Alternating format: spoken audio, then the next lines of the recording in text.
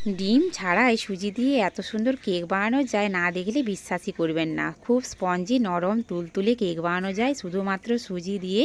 আর কেকটা এত সুন্দর হয়েছে কি বলবো, খুব নরম হয়েছে, নরম তুলতুল করছে। দেখুন বন্ধুরা, এইভাবে টিপে দিচ্ছি আবার ফুলে যাচ্ছে, এই দেখুন।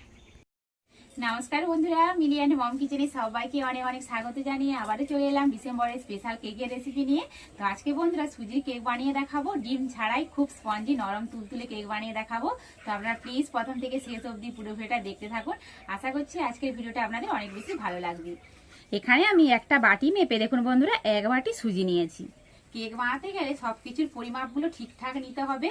তো সেই ঠিকঠাক মাপ নেওয়ার জন্য আমি এখানে একটা বাটি নিয়েছি। আপনারা চাইলে বাড়ির যে কোনো বাটি কিংবা কাপও নিয়ে নিতে পারেন। তো 1 বাটি সুজি নিয়েছি। এবার আমি সুজিটাকে মিক্সিতে একটু গুঁড়ো করে নেব। সুজিটা যেহেতু দানা দানা থাকে, এইভাবে একটু গুঁড়ো করে নিলে কেকটা কিন্তু খুব ভালো হবে। এই দেখুন বন্ধুরা, সুজিটাকে আমি এইভাবে একটু গুঁড়ো করে নিয়েছি। এবার সুজিটাকে একটা বড় জাম বাটির মধ্যে ঢেলে নিচ্ছি। এবার আমি যেই বাটি মেপে 1 বাটি সুজি নিয়েছিলাম, তো সেই বাটি মেপে আমি নিয়ে নিচ্ছি হাফ বাটি ময়দা। যতটা সুজি নিয়েছি তার হাফ দিতে হবে ময়দা। আর সেই একই বাটিরই 1 বাটি নিয়ে নিচ্ছি চিনি। যতটা সুজি নিয়েছি ততটাই নিয়েছি চিনি, আর হাফ নিয়েছি ময়দা। তো চিনির ক্ষেত্রে বলবো, আপনারা যে যতটা মিষ্টি খেতে পছন্দ করেন ততটাই চিনিটা দেবেন আপনাদের পছন্দ অনুযায়ী। দিয়ে দিচ্ছি সামান্য একটু নুন। এবার শুকনো উপকরণগুলো এভাবে একটু মিশিয়ে নেব। শুকনো উপকরণগুলো সব একসাথে ভালো করে মিশিয়ে নিয়েছি। এবার আমি দিয়ে দেব তেল। তো সেই একই বাটিরই আমি নিয়ে নিচ্ছি হাফ বাটি তেল। যতটা নিয়েছি ময়দা ততটা দিয়ে দেব তেল। এবার আমি হাত দিয়ে খুব ভালো করে মেখে নেব।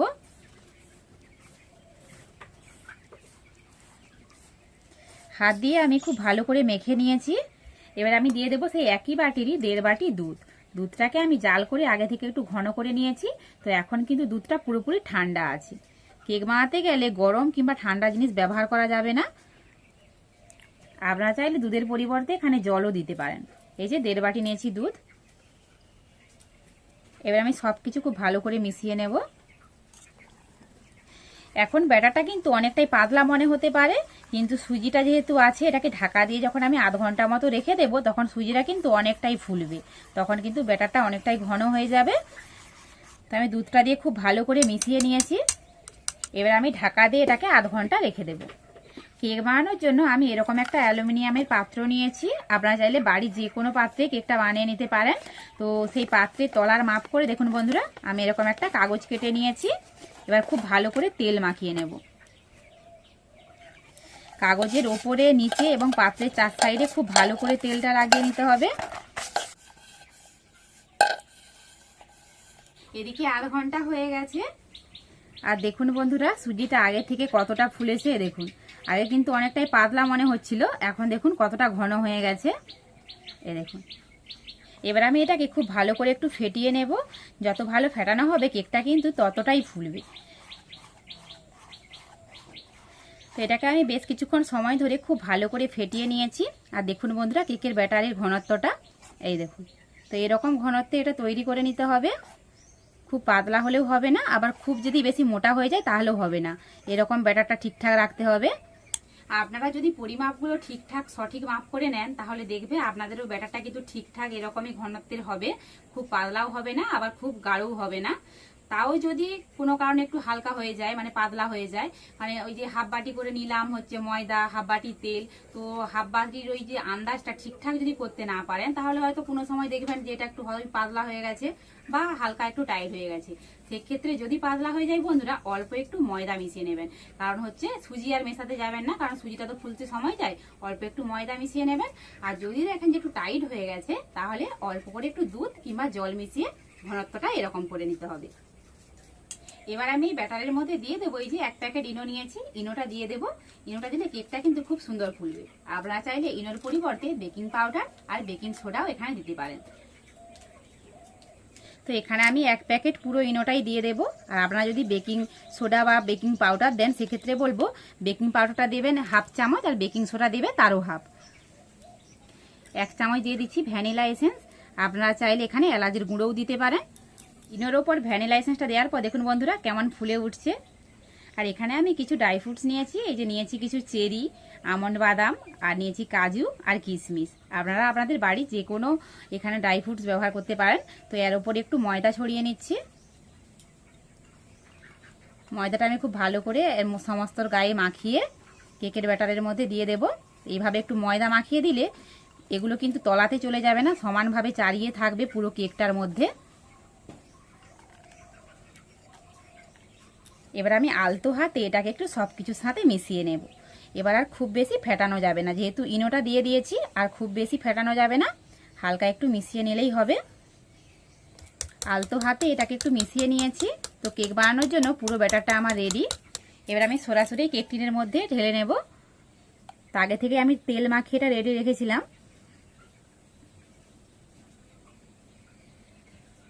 সমস্ত ব্যাটারটা আমি এইভাবে ঢেলে নিয়েছি। তো এইবার আমি একটু ঝাঁকুনি দিয়ে দেবো, যাতে এদের ভেতরে কোনো বাতাস থাকে তা বেরিয়ে যাবে। কেকটাও তাহলে ভেতর থেকে খুব ভালো মতো হবে। ভেতরে বাতাস থাকলে কেকটা কিন্তু ভালো হবে না, তাই খুব ভালো করে এটাকে একটু ঝাঁকিয়ে নিতে হবে। এদিকে বন্ধুরা আগে থেকে আমি উনুনটা ধরিয়ে কড়াইতে কিছু বালি এইভাবে ঢাকা দিয়ে খুব ভালো করে গরম করে নিয়েছি। বালিটা কিন্তু খুব ভালো করে গরম করে নিতে হবে। তারপর আমি ওপরে দেখুন বন্ধুরা এরকম একটা স্ট্যান্ড বসিয়ে দিয়েছি। এবার স্ট্যান্ডের উপরে আমি কেকের এই বাটিটা বসিয়ে দিচ্ছি। আর এরকম একটা কাঁচি নিয়েছি, ওপর থেকে এইভাবে ঢেকে দেব, তাহলে কেকের ওপরের কালারটাও খুব সুন্দর হবে। তারপর ওপর থেকে এইভাবে ঢেকে এটাকে আমি 20 মিনিট মতো বেক করে নেব। কেকটাকে আমি 20 মিনিট জাল করে নিয়েছি। তো প্রথম 5 মিনিট আমি হাই হিটে জাল করে নিয়েছি, বাকি 15 মিনিট হালকা আঁচে এটা জাল করে নিয়েছি। তো এবার দেখে নেব কতটা ফুলেছে। খুব সাবধানে এটা নামিয়ে নিতে হবে। তো 20 মিনিট এই কেকটা কতটা ফুলেছে দেখুন। তো আমি এখানে আরো কিছু ড্রাই ফ্রুটস নিয়েছি, ওপর থেকে একটু দিয়ে দেব, দেখতে ভালো লাগবে। তো চেরি বন্ধুরা অনেক সময় ফ্রিজে রাখেন, কিন্তু ফ্রিজ থেকে ডাইরেক্ট বের করিয়ে এভাবে দেবেন না, তাহলে কিন্তু মানে গর্ত গর্ত হয়ে যেতে পারে। তো আমি এইভাবে একটু সাজিয়ে নিচ্ছি।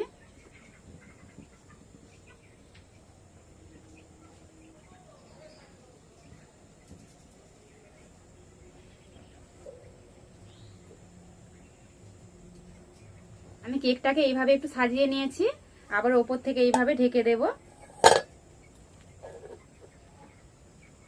আবারও ওপর থেকে এইভাবে ঢাকা দিয়ে আরো 20 মিনিট আমি জাল করে নেব। যেহেতু কেকটা বন্ধুরা বড় আছে, তো একটু হতে সময় যাবে। 20 মিনিট জাল করার পর যখন খুলে দেখি বন্ধুরা, তখনও কিন্তু কেকটা হয়নি। তো আমি 35 মিনিট পর আপনাদের খুলে দেখাচ্ছি। তো এখন 35 মিনিট হয়ে গেছে। তো চলো তোমাদের এবার খুলে দেখাই। তো কেকটা কার কতটা বড় ছোটর উপর নির্ভর করে সময়টা কিন্তু কম বেশি লাগতে পারে। দেখুন বন্ধুরা কেকের উপরেও কিন্তু কালারটা খুব সুন্দর এসছে। তো আমি এরকম একটা কাঠি নিয়েছি, গেঁথে দেখে নেবো যে কেকটা ঠিকঠাক বেক হয়েছে কিনা। এই দেখুন বন্ধুরা কাঠিটা কিন্তু পরিষ্কার বের হয়েছে, তার মানে কেকটা আমার ঠিকঠাক হয়ে গেছে। এই দেখুন। তো এবার আমি এটা নামিয়ে নেব। কেকটাকে নামিয়ে আমি একটু ঠান্ডা করে নিয়েছি। তো গরম থাকা অবস্থায় একদম এটা বের করা যাবে না, ভালো করে ঠান্ডা করে বের করে নিতে হবে। তো এটা এখনো হালকা হালকা গরম আছে, এটা পুরোপুরি ঠান্ডা করতে গেলে এখনো মানে 5-10 মিনিট সময় লাগবে। তো সন্ধে হয়ে গেছে, সেজন্যই আমি এটাকে মানে বের করে নেব।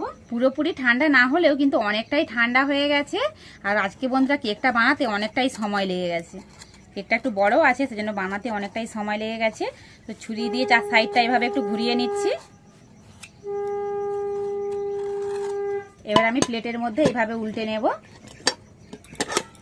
এইভাবে হালকা একটু টোকা দিলে কেকটা কিন্তু খুব সহজেই বেরিয়ে যাবে। এই দেখুন কত সুন্দর বেরিয়েছে দেখুন। তো এবার আমি ওপরের কাগজটা তুলে নেব।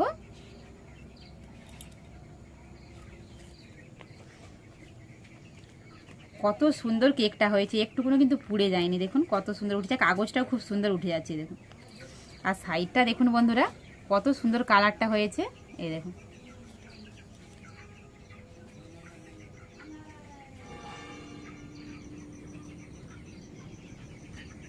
এবার কেকটা আমি আপনাদের কেটেও দেখাবো কতটা সুন্দর হয়েছে।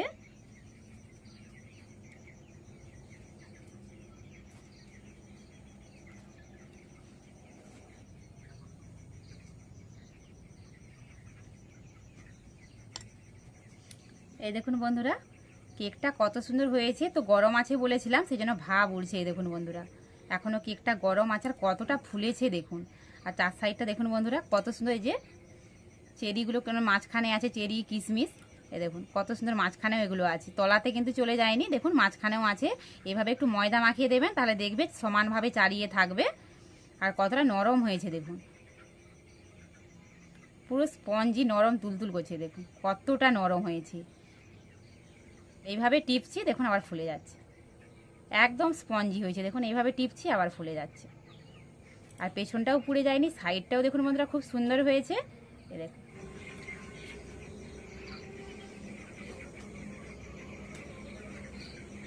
কেকটা কিন্তু খুব নরম হয়েছে, মুখে যার সাথে সাথে মিলিয়ে যাচ্ছে, খুব নরম হয়েছে।